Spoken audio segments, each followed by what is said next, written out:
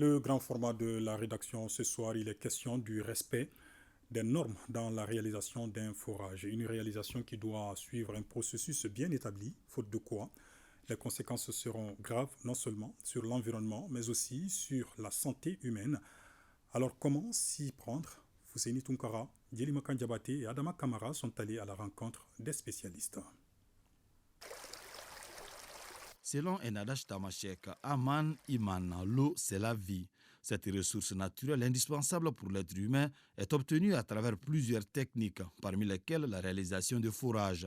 Cette façon de faire est aujourd'hui très courante ici à Bamako et à l'intérieur du pays. La question est de savoir si ces multiples fourrages sont réalisés dans les normes. Malheureusement, selon les constats, plusieurs de ces réalisations sont mises en cause. C'est fait vraiment anarchiquement. Souvent, personne n'est associé.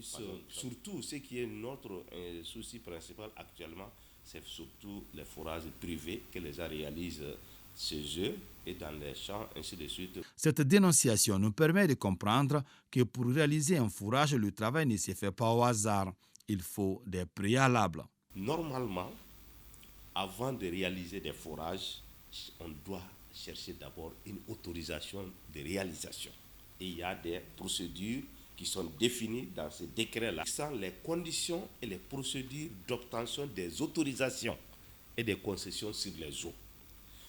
Cette étape administrative est suivie de la phase de réalisation du fourrage qui répond aussi à des exigences. Okay.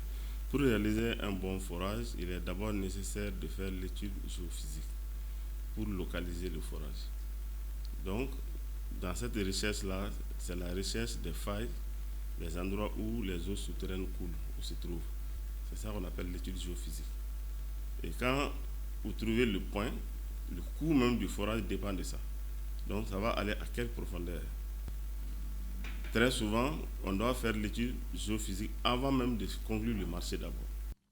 Ceux qui sortent ces étapes s'exposent naturellement à des risques selon nos spécialistes. Si le forage n'est pas dans les normes, l'ouvrage peut s'effondrer.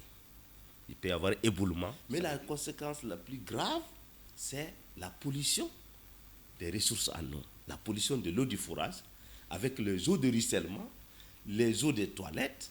Il se peut aussi qu'il y a les nappes qui sont peu alimentées. Si on réalise plusieurs forages, au fil du temps, il se peut qu'on achète la nappe peut-être asséchée. Maintenant, c'est là où il y a des conséquences graves sur la nature. Mais l'autre inconvénient qui est très grave que nous constatons, c'est-à-dire qu'il n'y a pas de règles. Moi, je fais mon forage, je viens seulement faire la demande, il y a les procédures que je respecte. Le forage vient, il fait mon forage. Lui va arrêter à la profondeur qu'il s'est convenu entre nous.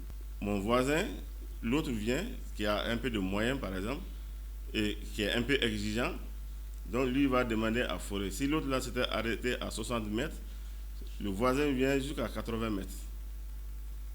Et en cas de pénurie, qui aura plus d'eau? C'est celui qui a 80 mètres. Donc le premier déjà qui a investi ses sous, finalement n'aura pas d'eau. Pour certains, cette prolifération des fourrages, surtout quand le travail est fait anarchiquement, peut aboutir à un tremblement de terre. Une thèse pas totalement partagée par notre spécialiste en hydraulique. À mon point de vue, unanime, ça ne tient pas beaucoup. Mais il faut être regardant. Parce que le tremblement de terre aussi n'est pas parce qu'il y a les trous seulement dans le sol.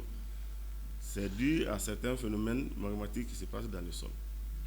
Donc moi, je pense qu'il est temps quand même de prendre ce problème-là au sérieux, que les spécialistes se prononcent, faire le rayonnement de la ville et dans chaque localité, quels sont les forages, les profondeurs surtout de forages qu'on va réaliser.